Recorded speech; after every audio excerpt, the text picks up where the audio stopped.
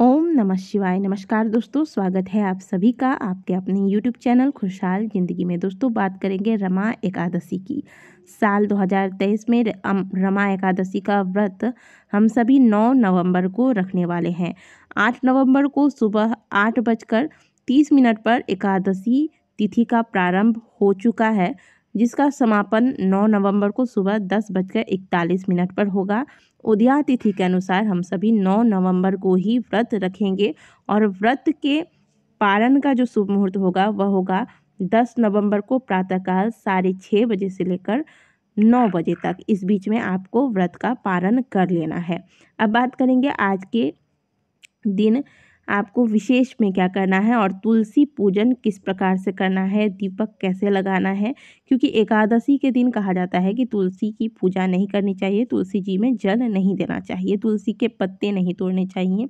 इसके पीछे मान्यता ये है कि आज के दिन क्योंकि हम सभी भगवान विष्णु की साधना करते हैं एकादशी में, तो ठीक उसी प्रकार हरि प्रिया भी हरि की साधना में लीन रहती है। यानी कि तुलसी माता भगवान विष्णु की साधना में लीन होती है और माता तुलसी के ऊपर अगर हम जल अर्पित करते हैं, इससे माता का व्रत खंडित होता है। इसीलिए कहा जाता है कि एकादशी तिथि पर तुलसी जी को जल अर्पित नहीं करना चाहिए। लेकिन आप आज के दिन दीपदान अवश्य कर सकते हैं। रमा एकादशी की पूजा में संध्या काल में दीपदान करने से देवी लक्ष्मी अति प्रसन्न होती है। इससे सुख समृद्धि धन में वृद्धि आती है। शास्त्रों के अनुसार जो मनुष्य साल भर आने वाली एकादशी तिथि के व्रत को धारण नहीं कर पाता, वो महज अगर रमा एकादशी के व्रत को रख ले तो जीवन की दुर्बलता और पापों से मुक्ति पाकर सुखमय जीवन जीने लगता है। पद्म पुराण में उल्लेख है कि जो फल कामधेनु और चिंतामणि से प्राप्त होता है, उसके समतुल्य फल यानी कि उसी के बराबर फल रमा एकादशी के व्रत रखने से प्राप्त होता है। और सभी पापों का नाश करने वाली और कर्मों का फल देने वाली रमा एकादशी व्रत रखने से धन धान्य की कमी भी दूर हो जाती है। साथ ही रमा एकादशी व्रत रखने से लक्ष्मी नारायण की कृपा सदैव साधक पर बनी रहती है। सांसारिक सुखों की प्राप्ति के बाद व्यक्ति मोक्ष को प्राप्त करता है। दिवाली के ठीक 4 दिन पहले आने वाली इस एकादशी में आपको ऐसा क्या करना है जिससे कि आपको माता लक्ष्मी की कृपा की प्राप्ति हो और यह दिवाली आपके लिए बहुत खास बन जाए। तो चलिए जानते हैं। सबसे पहले बात करेंगे तुलसी पूजन की। तो जो लोग ब्रह्म मुहूर्त में उठकर कार्तिक स्नान करते हैं, वो तो सुबह को तुलसी जी के समक्ष अवश्य दीपदान करेंगे। केवल आपको जल अर्पित नहीं करना है, तुलसी जी के जड़ में आपको जल नहीं डालना है। आप प्रातःकाल स्नान करें, सबसे पहले सूर्य देव को अर्घ्य दें। इसके बाद तुलसी जी के समक्ष एक घी का दीपक लगाएं।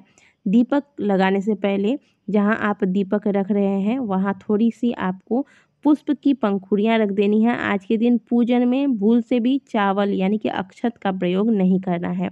एकादशी के दिन चावल में पाप का वास माना गया है, इसीलिए चावल का पूरी तरीके से भोजन हो या पूजन हो, इसमें परित्याग किया जाता है। साथ ही दान भी नहीं करना है आपको, ना ही चावल स्वयं सेवन करना है, ना ही किसी को सेवन करवाना है।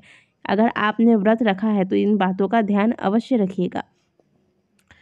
तो आपको दीपक लगा लेना है। इसके बाद माता की आप आज के दिन परिक्रमा भी लगा सकती हैं। माता के समक्ष सुगंधित धूप भी आप जला सकती हैं और माता की आरती भी आप कर सकती हैं। माता के समक्ष आप भगवान के नाम का कीर्तन करें। तुलसी परिक्रमा आपको 7 बार लगानी है और 7 बार परिक्रमा लगाने के बाद थोड़ी देर वहाँ खड़े होकर हरिनाम कीर्तन कर लें। इसके बाद घर के अंदर की पूजा जब आप करेंगे तो आज के दिन आपको भगवान विष्णु के साथ साथ माता लक्ष्मी की भी पूजा करनी है और घी का दीपक घर के मंदिर में आपको लगाना है और साथ ही पीले चीज़ों का भगवान विष्णु की पूजा में विशेष करके प्रयोग करना है। पीले पुष्प, पीले फल, इस प्रकार से ये सारी चीज़ें भगवान को अर्पित करके, पीले चंदन इत्यादि अर्पित करके भगवान की पूजा करें। माता को लाल पुष्प अर्पित करें, हो सके तो एक बेलपत्री माता को अवश्य चढ़ाएं। ओम नमो भगवते वासुदेवाय मंत्र का जितना हो सके जाप करें और कार्तिक महात्म्य की कथा का श्रवण करें। साथ ही रमा एकादशी व्रत की कथा का भी अगर आप श्रवण कर सकते हैं या पाठ कर सकते हैं तो अवश्य कर लीजिएगा। अब आज के दिन आपको ऐसा विशेष क्या करना है जिससे आपके घर में आपको सुख समृद्धि की प्राप्ति हो, धन की प्राप्ति हो। तो आज के दिन आप 11 कौड़ियाँ ले आए और इन पर हल्दी और केसर का सुंदर से लेप कर दें। लेप करने के बाद आप इन कौड़ियों को यूं ही रख दें और जब दीपावली पर आप माता लक्ष्मी की पूजा करेंगे तब ये 11 कौड़ियाँ जिन पर आपने केसर और हल्दी का लेप लगाया है माता लक्ष्मी को अर्पित करें। दीपावली की रात भर माता के समक्ष ये कौड़ियाँ पड़ी रहेंगी। अगले दिन दीपावली के अगले दिन इन कौड़ियों को उठाएं और किसी लाल या पीले रंग के वस्त्र में एक छोटा सा कपड़ा ले लें, पोटली बनाकर इसे आप अपने धन वाले स्थान पर रख दें। इससे धन में वृद्धि होती है तथा जो भी धन घर में आता है इसमें बरकत होती है। तो ये बहुत ही सुंदर सा उपाय है, इसको अवश्य कीजिएगा। कौड़ियाँ लाना है आपको, कौड़ी लाकर इसमें लेप करना है केसर और हल्दी से, वह रमा एकादशी के दिन। और इन कौड़ियों को अर्पित कब करेंगे? अर्पित करेंगे दीपावली के दिन। तो बहुत ही सुंदर सा उपाय है, इस उपाय को आप सब अवश्य कीजिएगा। दूसरी बात, शाम के वक्त भी आज के दिन आप माता तुलसी के समक्ष दीपदान अवश्य कीजिएगा। दीपदान करते वक्त ध्यान रखिएगा कि दीपक थोड़ा तुलसी जी से हटके थोड़ा दूर लगाएं ताकि दीपक की लौ से तुलसी जी को किसी भी प्रकार का कष्ट ना हो। संभव हो तो रात्रि जागरण करें। रात्रि जागरण नहीं कर सकते हैं तो जितनी देर आप अपने बेड पर पड़े रहते हैं, आपको जब तक नींद नहीं आती, आप हरि चिंतन करें, यानी कि भगवान के नाम का चिंतन करें। मन ही मन भगवान के नाम को आप दोहराएं, उनका जाप करें। इससे भी आपको पुण्य फल की प्राप्ति होती है।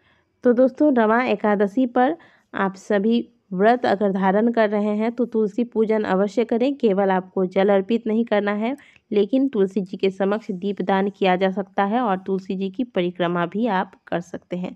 साथ ही 11 कौड़ियों वाला उपाय अवश्य कीजिएगा।